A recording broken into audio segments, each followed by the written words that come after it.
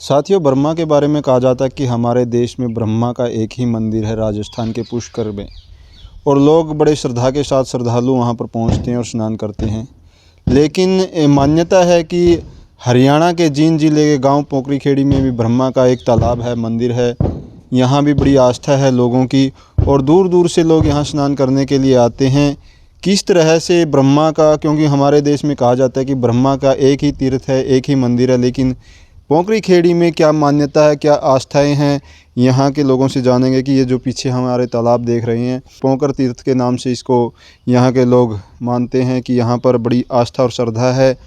तो सर नमस्कार। नमस्कार। कहा जाता है कि हमारे देश में ब्रह्मा का एक ही मंदिर है, एक ही जगह से लोग स्नान करते हैं और कहीं भी हमारे देश में ब्रह्मा का मंदिर नहीं है, कहीं भी और पूजा नहीं जाता ब्रह्मा को जी।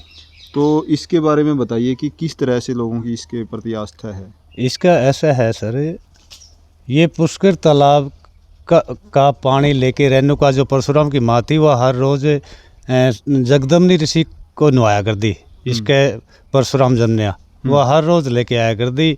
तो वो एक दिन पानी लेने गई थी, तो यहाँ पर जंगल था बहुत बड़ा।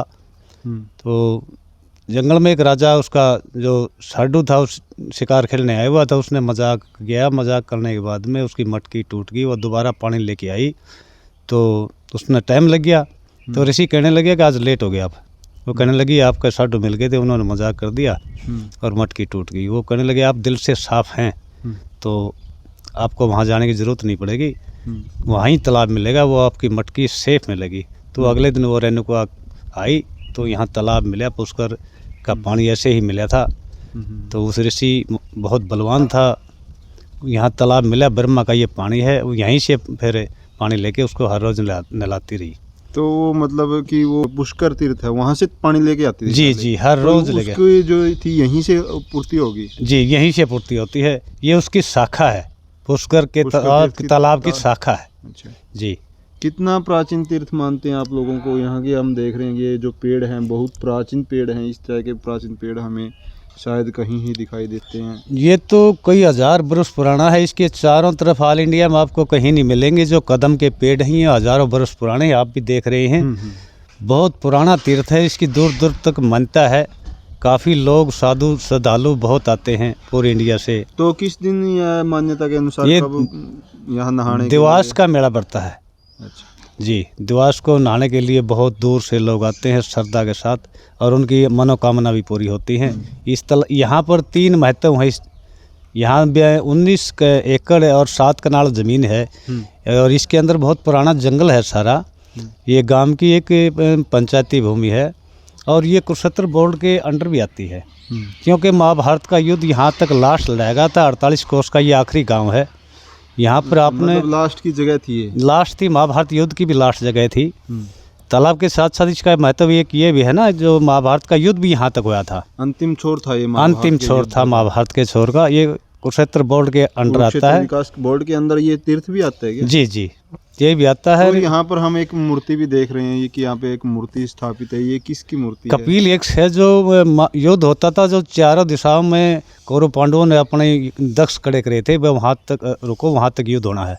ये वो मूर्ति है इस दक्षिण की, महाभारत तो चारों दिशाओं में महाभारत के जो पहरेदार थे उनमें से एक है। उनमें से एक ये है। अंतिम छोर था? अंतिम छोर था ये महाभारत के युद्ध का। और इसके साथ साथ एक यहाँ एक साधु भी जिंदा समाधि ले गया था, जिसका हमें ये गांव वाला ने ये मंदिर भी बनाया है।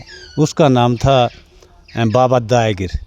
वो यहाँ जिंदा समाधि ले गया था। इसके यहाँ 3 महत्व हैं। सबसे बड़ा महत्व है पुष्कर तालाब का पानी, और दूसरा महत्व है महाभारत के युद्ध का आखिरी छोर, और तीसरा महत्व है ये बाबा दायगिर जो जिंदा समाधि ले गया था। बड़ा शुद्ध है ये एरिया। आपको कहीं भी पूरी इंडिया में, मेरा जहाँ तक मानना है, कहीं ऐसा शुद्धिकरण नहीं मिलेगा। यहाँ कोई अनजाने में पेशाब वो थूकना भी नहीं चाहता।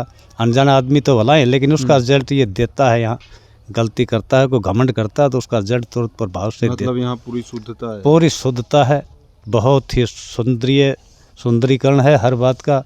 और पिछले दिनों यहाँ मुख्यमंत्री मनोहर लाल खट्टर भी आए थे, 1 करोड़ रुपए दे के गए थे, जिससे हमें ये सफाई वगैरह, ये ग्राउंड वगैरह भी तैयार किए थे।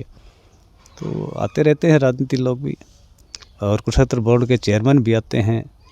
वो भी यहाँ देख रेख करते हैं सारी बातों की। तो सर यहाँ लोग आस्था के साथ आते हैं, कुछ ना कुछ मान्यताएं भी होती हैं कि जब हम किसी आस्था पे जाते हैं कुछ ना कुछ मान्यता करते हैं कि हमारे को वहाँ पर जाने से ये लाभ होगा। तो क्या कुछ मान्यता है यहाँ की? हमारे यहाँ जो कदम के पेड़ हैं ये हज़ारों वर्ष पुराने हैं। यहाँ पर कदम के पेड़ के शरीर में कोई भी किसी प्रकार की एलर्जी, यहाँ पर घी का दीवा लगाने से कदम के पेड़ पर तो शरीर की एलर्जी ख़त्म हो जाती है।